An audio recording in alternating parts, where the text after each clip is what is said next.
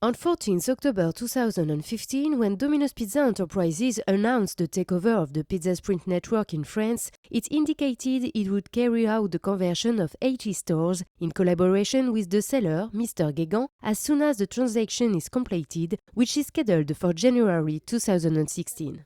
The announcement specified the closure of 9 Pizza Sprint stores and smooth conversions, as the profitability of the converted franchises was supposed to improve. Lastly, Domino's explained 10% of the purchase price, €3.5 million, was based on satisfaction of certain criteria. During its annual general meeting on 4 November 2015, Domino's confirmed it is going to start the conversions of the Pizza Sprint stores from January 2016 and that this acquisition will allow increasing the number of its points of sale by having 80 new stores in France. In reality, Domino's has not waited January 2016 for working with Franck Guégan on converting stores, but started from 14 October 2015. This without prior consultation with franchisees. The evidence was found in the Domino's Australia annual report for the financial year ending the 3rd July 2016. This document shows that the €3.5 million is an amount granted to the vendor based on the conversions and of which €2.5 million was already due.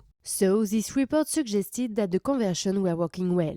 However, at this date it was clearly not the case, as Andrew Rennie has had to communicate with many disgruntled Pizza Sprint franchisees from 25 January to tell them that no conversion will be imposed to them.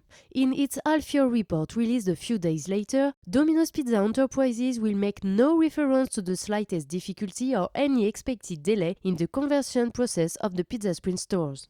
On 21 June 2016, an article entitled "One Pizza Sprint franchisee on 2 do not want to join Domino's Pizza," released on the website of Franchise Magazine, explained that most of the Pizza Sprint franchisees refused to sign the agreement proposed by Domino's Pizza due to excessively high royalties and marketing rates. Invited to reply, Andrew Rennie insisted Domino's Pizza undertakes to respect until the end of the terms the franchise agreements of the franchisees who want to continue to operate under the Pizza Sprint brand name. He added he remains optimistic about the store's conversions to Domino's Pizza banner due to growth in turnover resulting from these conversions. The article ended with a surprising statement of Andrew Rennie, who considers the Pizza Sprint takeover as an obvious success if at least 60% of the purchase network will join Domino's Pizza. A few weeks later, in its annual report for the financial year ending the 3rd July 2016, Domino's Pizza Enterprises made no reference to the fact that this conversion rate has been lowered, repeating, on the contrary, that the Pizza Sprint stores will be fully converted by the end of the financial year 2017. However, Domino's Pizza Enterprises specified for the first time that the takeover will cost more than expected, while mixing this additional cost with other charges, and that it has recently found that there was litigation between the Pizza Sprint franchisees and their franchisor that arose prior to the acquisition.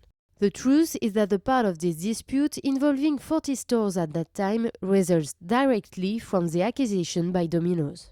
In the media announcement which came with this publication, Domino's Pizza Enterprises repeated that the converted stores' operating performances were spectacular and that the online sales have trebled. However, in an email sent to the converted stores on 30 August 2016, a Domino's supervisor noted an increase in their sales of 13.9% since their conversion, particularly due to the Euro Football Championship, which is a performance in the best-case scenario equivalent to the performance of the stores which are still under the Pizza Sprint banner. It was only on 7 November 2016 that Domino's Australia recognized for the first time that just over 50% of the Pizza Sprint stores will be converted by the end of June 2017.